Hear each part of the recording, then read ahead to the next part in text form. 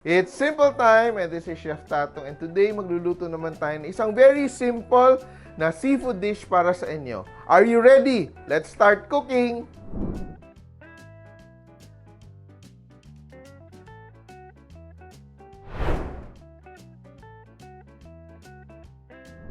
This recipe is part of the Simple Cookbook series where we try to make cooking as simple as ABC. Kaya if you have the book at na-click mo yung QR code, napapanood nyo ito. Kaya sisimulan natin.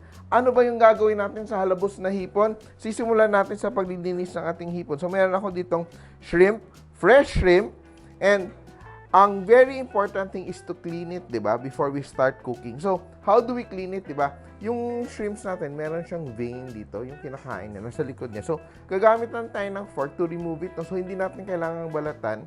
We just have to scoop it out, no?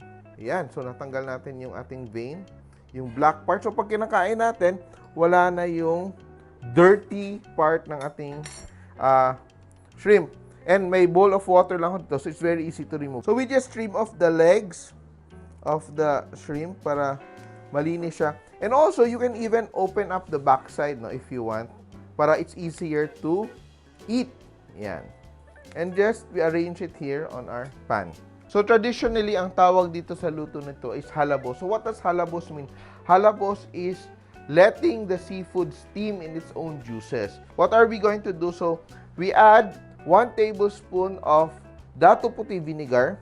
Yan, it will bring out the little acidity, will bring out the sweetness of the shrimp. But to even make it even more sweeter, pag kinakain natin siya, we will add half a cup of clear soda. Yan. And ginger. So we're using a little bit of ginger, around 1 tablespoon of ginger. Spread it around. Yan. And season with salt and pepper. So it's just very lightly seasoned kasi when we eat this, may sauce tayo, no? May dipping sauce tayo. And pepper. And I will just cover my shrimp so it steams beautifully. Sobrang simple lang ng sauce na to. We start off with juice from 1 lemon. Yan. And I turn on the heat. Yan. So, yung gusto natin mangyari dito sa lemon juice, mangangalahati yung dami niya. So, we let it simmer and we just add our other liquid. Ano yung other liquid natin?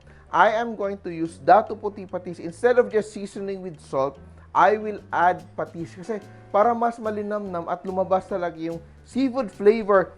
So, and my shrimp is done. That's done. Wow. Beautiful color. And you notice, tignan mo, medyo lumapot na yung ating lemon juice and patis. But if you want to even add flavor, this is an option. Yung drippings natin galing dito sa ating shrimp, we can also add it, no? So, para yung flavor ng shrimp, nandun na rin mismo sa sauce. Nagiging malasa din yung ating dripping. So, if we add it to the sauce, lalong magiging malasa siya. And I will add now a tablespoon of minced garlic. Yan, di ba? Gusto natin yung butter and garlic flavor. We don't want toasted garlic for this. We want it to be medyo subtle. Add the butter little by little. Yan. So, yan. I have around 1/4 cup of butter to. Look at that, ha? And more butter. So, little by little, we're adding the butter. So, it's like a very nice, very intense lemon butter sauce. Put a little bit of chopped parsley. Yan. And fresh black pepper. Look at that.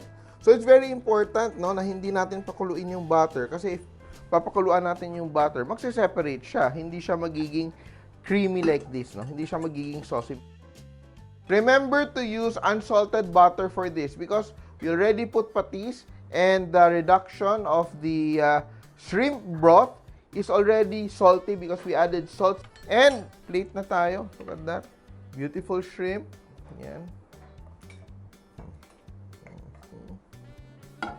And our sauce, of course, look at that. Look at the sauce, ha.